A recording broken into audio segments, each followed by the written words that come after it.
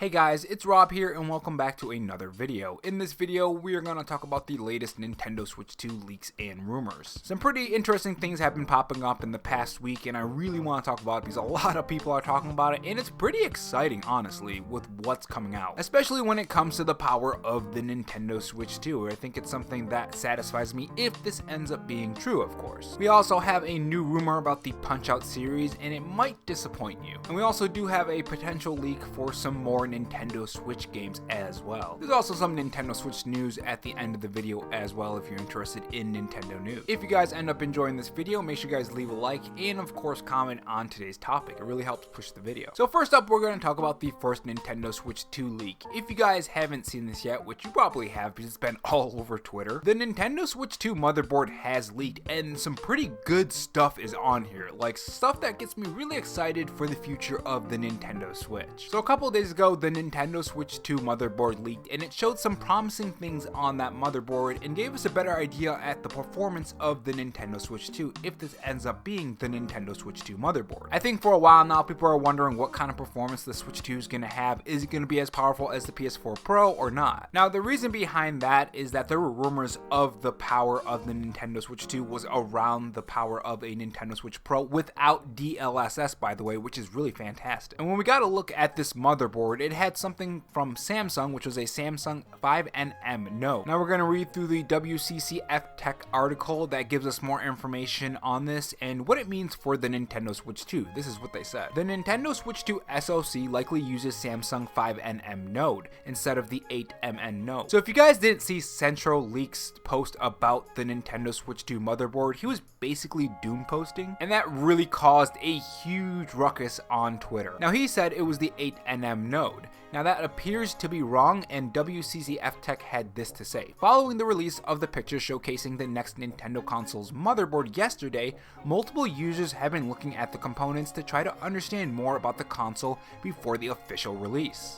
Or reveal, I mean. There is enough evidence to suggest Switch 2 SoC uses a Samsung 5nm process node and not a 8nm process node. The T239 chip that powers the system is said to feature around 15 billion transistors. Now, according to WCCF Tech, this is very similar to the Snapdragon 8 Gen 1 chip, which was released in 2021. So it is fairly recent, apparently. And when it comes to the performance of this chip and how it affects the Nintendo Switch, according to FCCF Tech, they say it definitely bodes well for the system's performance, which is exactly what we want in the Switch 2. I think, at least for me anyways, as a Nintendo fan, I wasn't expecting something like, oh, it's gonna be a handheld PS5. I wasn't expecting that. Not even in dock mode, I wasn't expecting PS5 performance. What I want is better performance, better resolution, and better frame rates, which it seems that's what we're getting and what we have been expecting even before this. So I was really confused when I saw Central Leaks post. It was really confusing, and even people who were down in the comment section and saying, oh, it's over and stuff, it's like, wait, hold on. This is exactly what we were expecting even before this appeared. I'm really confused. Even now, some people are still saying that this isn't enough power or it's not good, the Switch is gonna fail. It's like, man, this is the Nintendo Switch launch all over again. But anyways, continuing. One more Nintendo Switch 2 feature that has been rumored for a long time, but has yet to be officially confirmed is Nvidia DLSS support. A new patent from Nintendo spotted by Laura Kate Dale, which was filed in the United States earlier this week, strongly suggests that the console will indeed support Nvidia's AI powered upscaler. Now this is something that I really do want in the Nintendo Switch 2, let alone the fact that it could potentially be having the power of a PS4 to PS4 Pro, add DLSS on top of that, and it's gonna look fantastic and it's gonna run a lot of games fantastic. Especially since we know Nintendo, at least when it comes to their first party titles, usually anyways, it seems they utilize the console a lot better than maybe some other companies. But continuing, they talk about the patent and what it's going to do for the Nintendo Switch 2. This is what WCCF Tech said. A AI powered upscaler whose main goal besides upscaling to 1080p and 4K resolutions from much input lower resolutions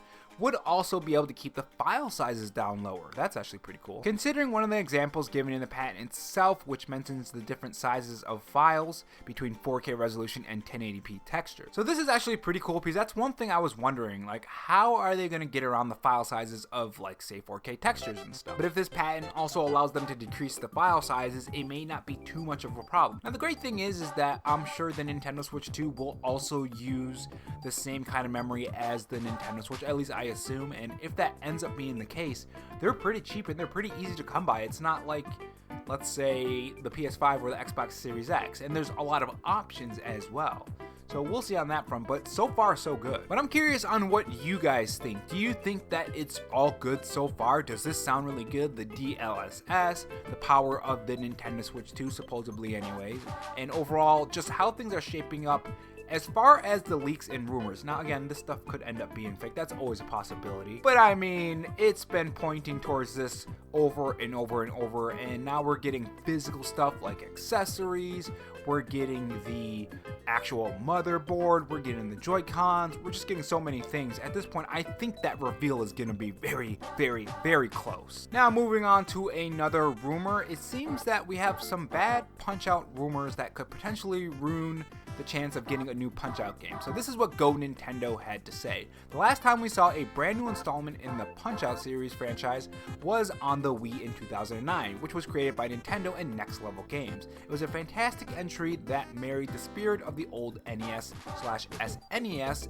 entries with a new idea and visual overhaul. While Nintendo hasn't commented publicly on the state of Punch-Out going forward, an insider claims to have a bit of insight. Kinda Funny Games host Imran Khan, I probably said that wrong, I'm horrible with names, took to Reset Era to share a tidbit. They heard about the behind the scenes chatter with Punch-Out, and it certainly makes it seem like the odds of Little Mac's return are slim to none. So for Punch-Out fans, that's pretty disappointing. Now of course this is a rumor, it could always just not happen, and who knows, maybe another Punch-Out game is one of the games that will be launched with the Nintendo Switch 2 or sometime during the lifetime of the Nintendo Switch 2. You never really know. I mean, who thought we were gonna get a remake of Super Mario RPG?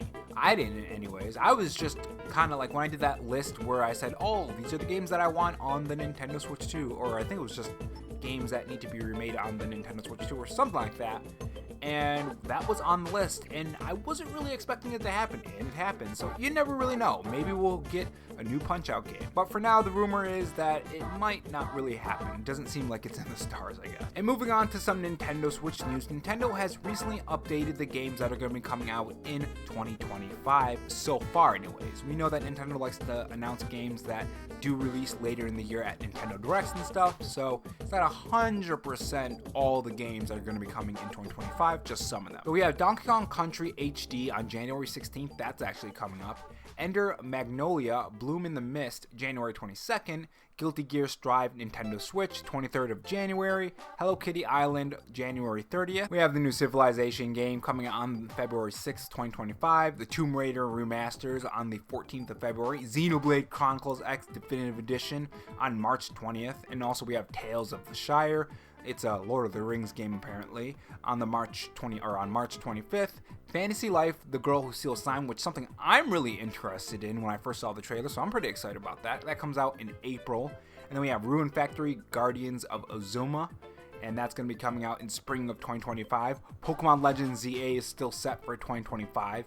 Metroid Prime 4 Beyond as well. And then we have Professor Layton in the New World of Steam. That comes out in 2025. I just noticed that it doesn't seem like they're listing a lot of games. I mean, this is a lot of games, don't get me wrong, but you would think there would be more than this.